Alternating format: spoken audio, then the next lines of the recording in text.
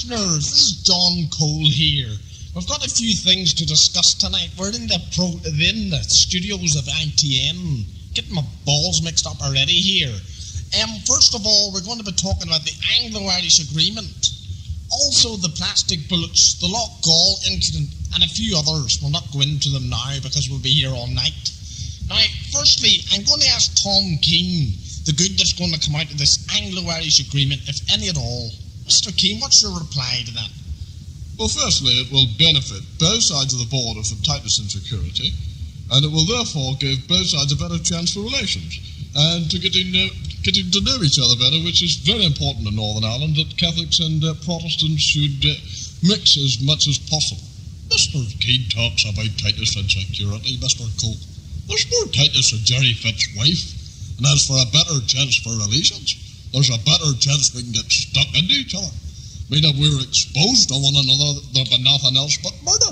Hold on a minute there, Mr. Pidgey. Why talk about my wife? You know who, you know. Well, Mr. Fitt, I saw her get into her house the other day. What do you keep bringing my wife into it for? I never brought her in. She walked in herself, the dirty bastard.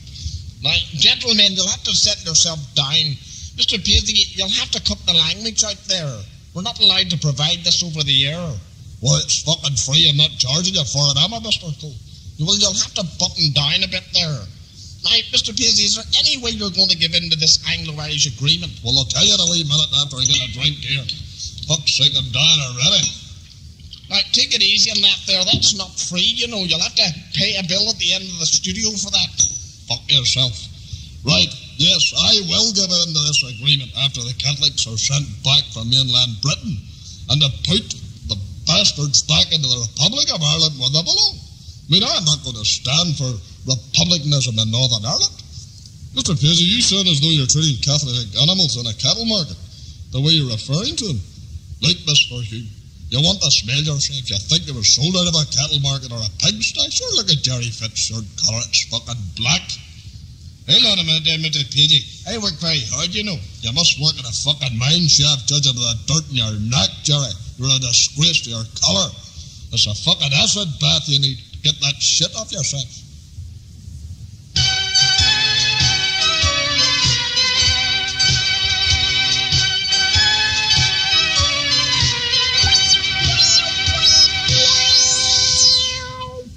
Now, we want to move from the Anglo-Irish Agreement to the Loughgall Incident there. Only a matter of a couple of weeks ago. Mr. Keane, we want to refer this question to you. The RUC and the SAS had a major success in wiping out an IRA hit squad. What is your feelings on this? Fuck, they didn't hit much that night, Mr. Cole. Well, I feel that the security forces in Northern Ireland are quite capable of handling these men of violence. It has certainly boosted the confidence within the security forces, and we hopefully will keep the IRA in their places if we have to. I hope they'll learn a lesson from this incident in Loughgall. Well, there's one thing I know, Mr. King. There was more followers in Loughgall than there was in a Grand National. Now, Mr. Paisley, we want to try and keep this conversation going here. We don't want you to be interrupting. Well, Mr. Cole, there was nothing wrong with an interruption there. I mean, I'm just stating a fact that there was more followers than there was in the Grand National. I mean, that's only a fact, and there's no running away from it. Well, now, I want to go to Mr. Hume. What's your feelings on this gun battle, Mr. Hume? Well, first and foremost, I wouldn't say the IRA are defeated, but it will be a setback for them. But I'm near sure they'll be back with a banger. I hope you're not trying to be funny, Mr. Hume. I'd say your wife would know all about the big bangers. Now, Mr. Paisley, again, you're interrupting. You'll have to stop this interruption because we have to allow other people to speak. Now, Jerry Fitt, I'd like your comment on this. First of all, I didn't know about John Hume's wife getting out the fireworks. But getting back to your question there, as what Mr. Hume said, the IRA will have something up their sleeves as a revenge attack. They'll certainly not let the RUC get away with that, or the SAS. Right, finally, I want your view on this, Mr. Paisley. I'd like you to sum it up. Well, I can't hold back the delight of these IRA murderers being slaughtered. There's not enough of it. I'd like to see more of it. I'd like to see more of them go the same way. Instead of 8 going, I would like to see about 80 going.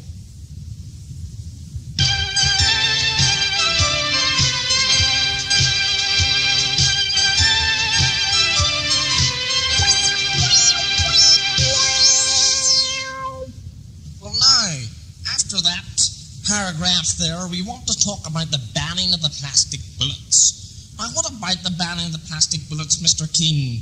Do you not think these plastic bullets are being used under the wrong circumstances in the likes of these latest IRA funerals? No, when a riot starts and there's no other way to prevent it, force of some use has to be made, whether it be plastic bullets or the use of riot batons or clubs. The riot has to be brought under control as quickly as possible, or there could be a catastrophe. Well, Mr. Paisley, what do you reckon? Or what do you say about the banning of these plastic bullets? Well, I say ban the plastic bullets and we'll introduce the lead bullet. That way, I reckon, we'll cut the nonsense out of these Republican murderers. Jerry Fitt, what do you reckon that... I say that's only murder. Mr. Paisley using lead bullets. That is murder. That's the intention, Jerry. Now, Mr. Hume, what do you say about the ban of these plastic bullets? Well, the IUC were being bombarded with petrol bombs, bricks, nails, and other missiles. So they have to take some form of action, but not with plastic bullets. They should use their truncheons and their shields to protect themselves. I don't like petrol bombers. As you know, I got my car petrol bombed recently. It's a pity you weren't at it, Mr. Hume, at the time. I'd have been all delighted. Now, Gareth Fitzgerald from the Republic of Ireland, do you think these plastic bullets should be banned? Who the fuck was that? It wasn't fucking me, don't be looking at me. Fitzgerald, was that you? No, not at all, it wasn't me at all. It's a terrible bloody stink, whatever it is. Well, it certainly didn't come out of my house, that's for sure.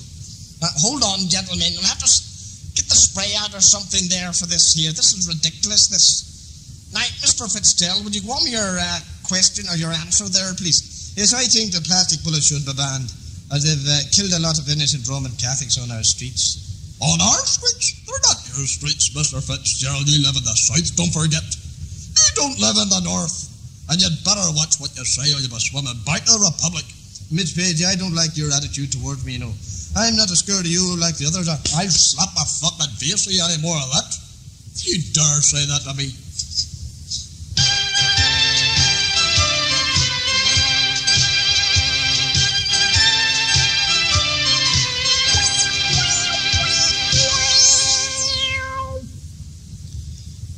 We want to get on to this issue of strip searching in Northern Ireland jails. It has become an embarrassment to all concerned. Now, Mr. Fitt, what can be done to prevent this strip searching in the jails in Northern Ireland? Well, I think it has to be done, Mr. Cole. As a prisoner can conceal small amounts of explosives in his house. So, it would be a danger to let strip searching in Northern Ireland jails be stopped. It could cause a catastrophe very easy if guns, bullets, and whatever else can get smuggled into the jails. Well, it's a danger to carry any explosives in any way, Mr. Fitt, as you know. But up your house is another thing. I would hate to think what a fart could do in this situation. I think myself it's a disgrace to look up the eye of anybody's house. And as for women, they go through worse than men. As they get hands put up their private part, and their bums are interfered with. Mind you, I wouldn't mind interfering with some of their bums myself. Now, Mr. Hume, what do you say about this strip searching in jails? I think Mr. Paisley's remarks are quite disgusting and revolting. It's a bit like your fucking face, Mr. Hume. My gentlemen, you'll have to settle yourselves down here. I'm getting another drink. I couldn't be bothered with this. Mr. Hume seems to get saying what he wants to say, Mr. Cole, but when it comes round to me, I can't say whatever I want to fucking say. Now, hold on a minute, Mr. Paisley. You're getting a bit out of order here. Tom King, what do you say about the strip searching in jails? Well, it has to be done. There could be a catastrophe in jails. Who the fuck's that? Now, that was not me, Mr. Fitt. I seen you lifting your house with the seat. No, that's scratching me house. No way I fought it. Well, I think it's bloody damnable that people can't have a private discussion without some ignorant, arrogant bastard farting their bloody arsehole off. It's absolutely ridiculous. Going back to your question again, Mr. Cole, I think it has to be done. There could be a catastrophe in jail if prisoners weren't to be searched in the manner that they are. We know what can happen if explosives and bullets and guns get smuggled into our jails, and we have to do all we can to prevent this. Mr. Keane, how would you like me to stick my fingers up your hole, then up your nose after that? No, I don't think I would like that, Mr. President. I think I would like the reverse of that statement. I'm telling you here and I, Mr. Keane, if you went through the embarrassing situation of getting prison officers to look up your arse to see what you had for breakfast. You wouldn't like it. I would think you would do something more to prevent it. It's a disgrace, and it's a disgrace for you to let it go on, you Nicholas Scott, and that other Comanche fucking Thatcher. Now, Mr. Fitt, what do you say? Are you in support of the strip system? Yes, I do support the strip system very much. Well, I wouldn't fancy looking up your arse anyway, Jerry. You never know what you might catch. Well, I wouldn't fancy looking up your big fucking arse either. You get the shock of your fucking life, you seen what you fucking had for breakfast. I'll slap your fucking face for you fucking ignorant bastard. Now, gentlemen, you'll have to set yourselves down here. I'll beat him with this bottle, Mr. Cole.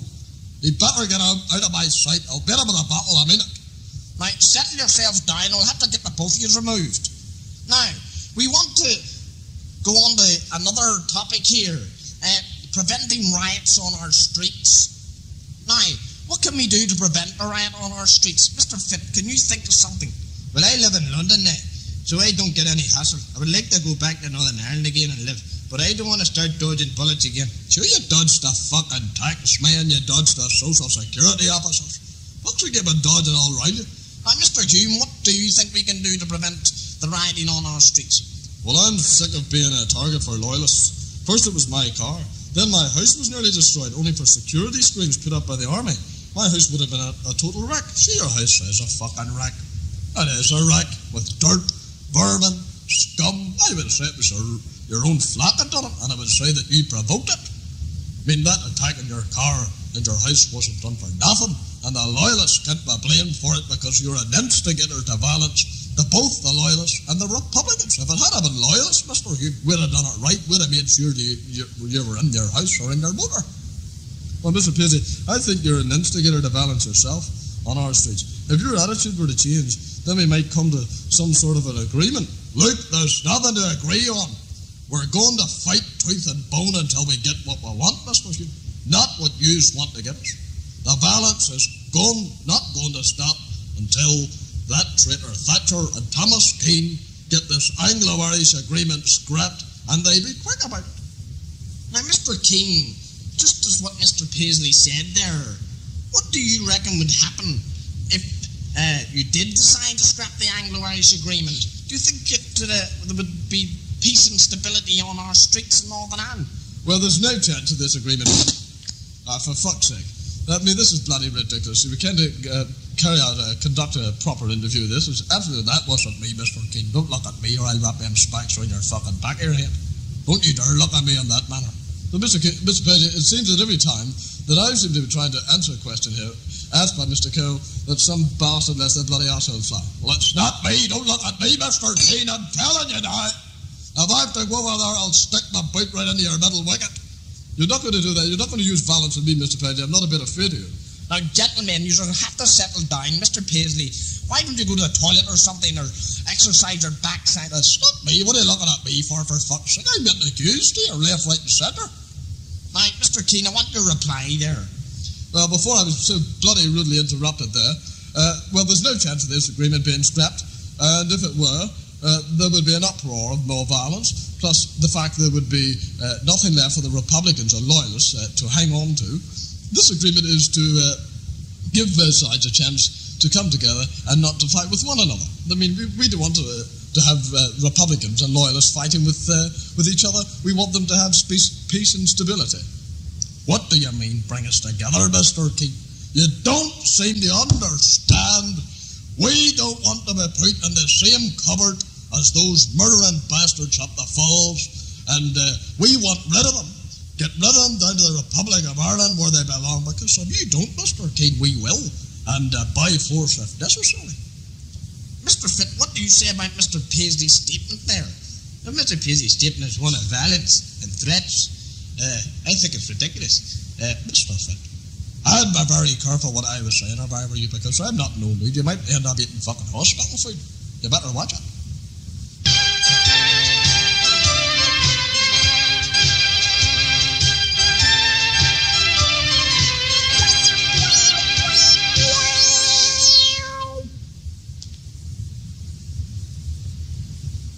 Listeners, we're going to move on to peace and stability in Northern Ireland. There's not very much of it, mind you.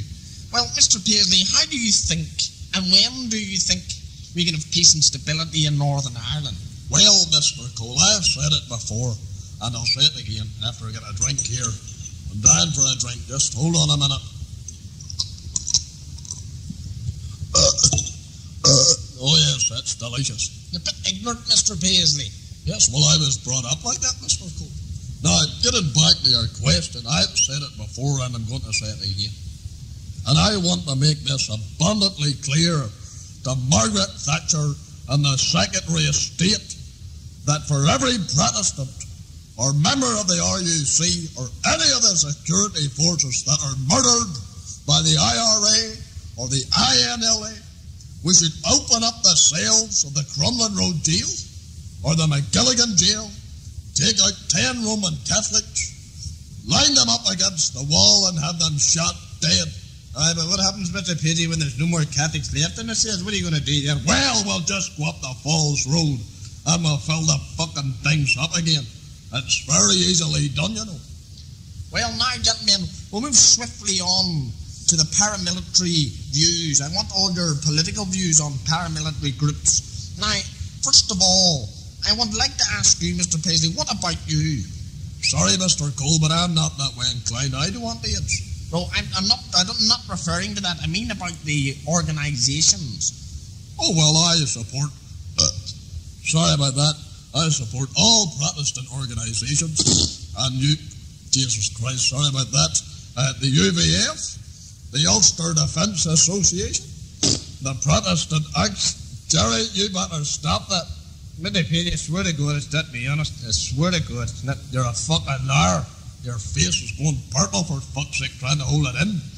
And as I was continually saying, the Ulster Freedom Fighters and any other Protestant groups in Northern Ireland, because they have all supported my cause in Ulster. Jerry, I'll slap your fucking face if you do that again. They supported my cause in Ulster and will continue to do so when I ask for their support. And not only that, if a civil war were to break out tomorrow, these organisations would be in the front line fighting for their country. Is there any truth, Mr. Paisley, about you being behind the assassination attempt of Mr. Jerry Adams? Well, let me tell you this, Mr. Cole. If I'd have been behind it, he wouldn't have been breathing today. He would have been dead, and I'd have been sure of it. Now, we've had information that you, Mr. Paisley, collect funds for paramilitary groups. I mean, you've even got to skip outside your church on a Sunday afternoon. Yes, I do donate some sort of fund to some groups, to which I'm not going to mention to you, Mr. Cole. And the skips are there because of my congregation don't put into it. They'll go fucking in it. It's as simple as that. Now, Mr. Fitt, do you support any paramilitary groups? Well, I've got a race and a few crust grabbers to support in it. I think that's enough. I don't know about that, Jerry, if they're your kids or mine. Will they look like me? Well, fuck, they must have a squint in their eye or something.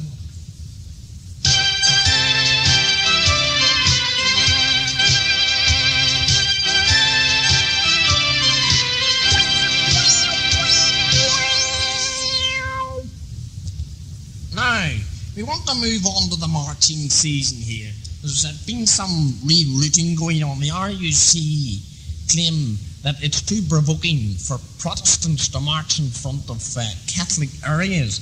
Now, Mr. Fitt, how do you think this year's 12th of July celebration is going to be affected by the rerouting of the marches? Well, after last year's violence, Mr. Cole, by the bondsmen and the followers, there could only be a repeat performance by these so-called orange men. What do you mean, so-called orange men, Mr. Fitt? I'll break your fucking legs, you finian bastard.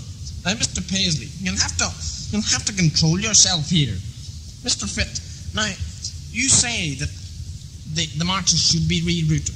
Do you think if the RUC were to back off and let the loyalists get on with their marching, that this would restrict the violence? Oh, wouldn't it? No way. That would only encourage violence. There'd be more violence. I don't believe that, Mr. Cole, for 1 second. Now, Mr. Paisley, in what way does the rerouting affect the 12th parades? Well, it doesn't affect the 12th parades at all. I mean, if the RUC, excuse me, I want another drink.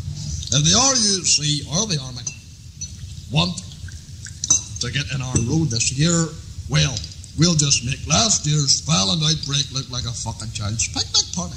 Thatcher has done her dirty deeds again with Nicholas Scott, Tom Keane, but she won't deter us again. Not this year, she won't. She maybe did last year by pulling the RUC along, but she's not going to do it this year. Maybe, Mr. Paisley, if you were to agree to meet Mrs. Thatcher, you might have a good chance of getting round her. Look, Mr. Finn, you couldn't get round her with all those fucking flies on. No, I don't want to speak to a traitor. I think she's controlled enough, and the RUC let her. Peter Barry pulls all the strings, and the RUC dangle about like wet lettuces.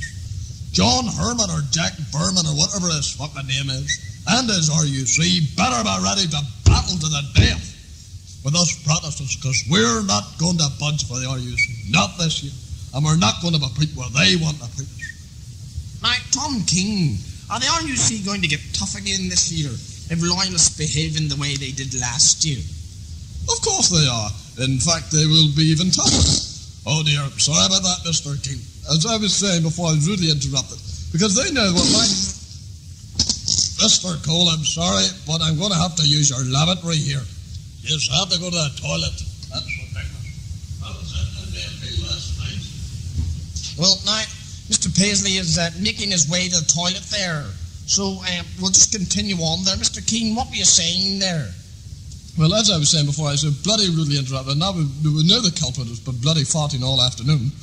Of course they're going to be tougher. In fact, they will be very tough, because they know what might happen. Hopefully it won't. But they will be at the ready to snare anyone who breaks the law. I mean, nobody could go around breaking the law and doing as they please without being apprehended. They're going to be apprehended by the RUC, and they're going to be dealt in the most severe manner. Yes, well, while Mr. Paisley's away to the lavatory there, we'll have to go to Jerry Fitt. Jerry Fitt, what do you reckon? I think that is disgraceful. That's fighting is ridiculous. I mean, it's fucking smelt the place here. I can barely stand this here. I'm fucking sitting here and I'm holding my nose and everything here. It's absolutely shot. Well, we're not worried about Mr. Paisley blowing air between his arse, Mr. Fitt. Wanted your reaction again on these marches. Well, I reckon that the 12th parade should be banned altogether. They shouldn't allow these 12th parades to go on if it's going to create so much violence.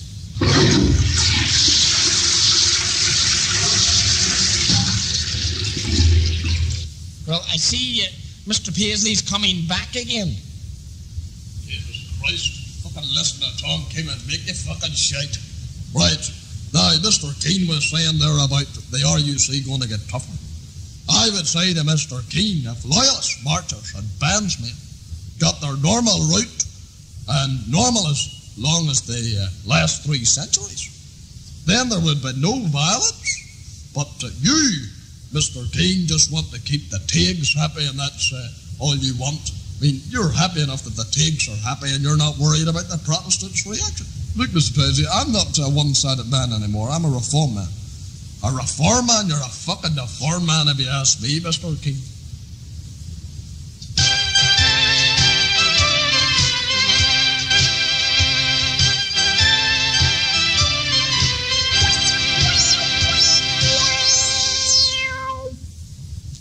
Now, listeners, we want to move from the politics side onto the health side. Well, if you call it health, I wouldn't certainly call it health, but we're talking about AIDS. It's a disastrous disease that is sweeping the country at the moment.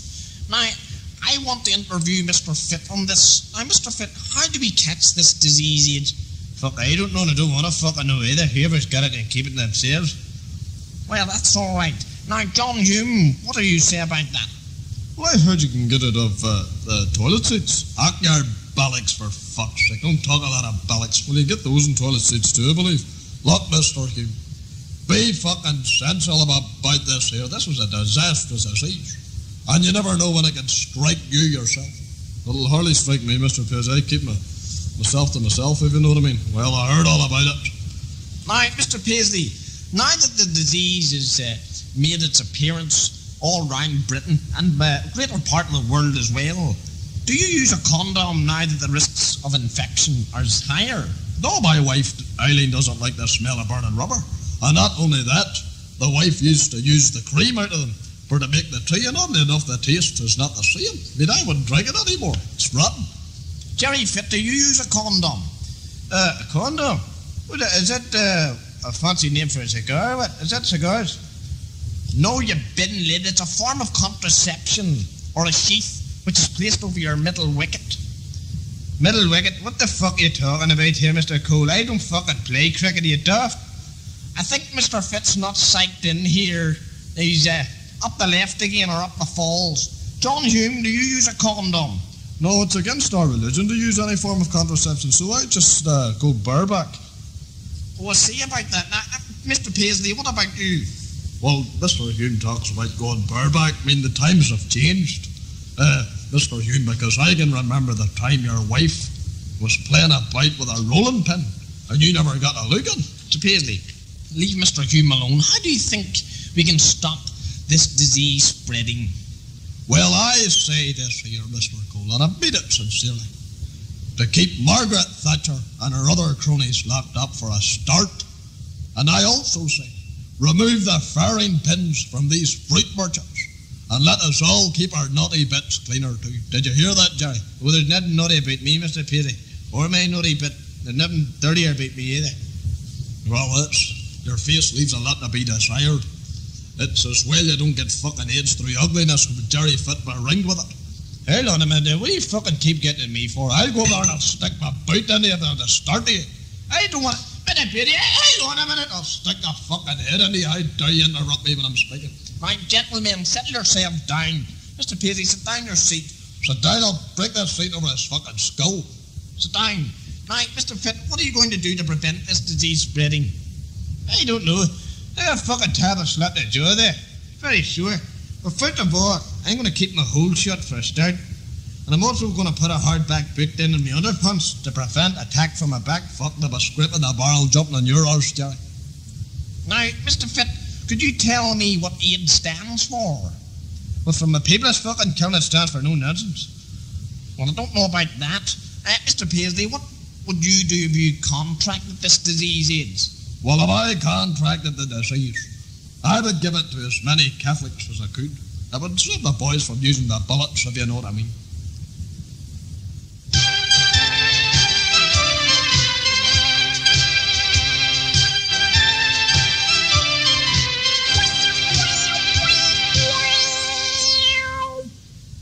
Now, Mr. Hume, do you think the National Health is sufficient enough to handle all of our needs in Northern Ireland today? There seems to be a bit of a rundown on the National Health Service. It's not sufficient enough. No, I don't, because firstly it lacks in government funds, plus the fact the conditions in our hospitals are a disgrace. They need fumigated. It's a bit like your own house, Mr. Hume, if you ask me. Your own house needs fucking fumigated, never mind the hospitals. Now, what's your reaction, Mr. Paisley, to the NHS? Well, I don't think they're up to scratch, Mr. Cole, as the rest of the hospitals in the United Kingdom. But I reckon we could do a lot for Jerry Fitt's face in the plastic surgery department.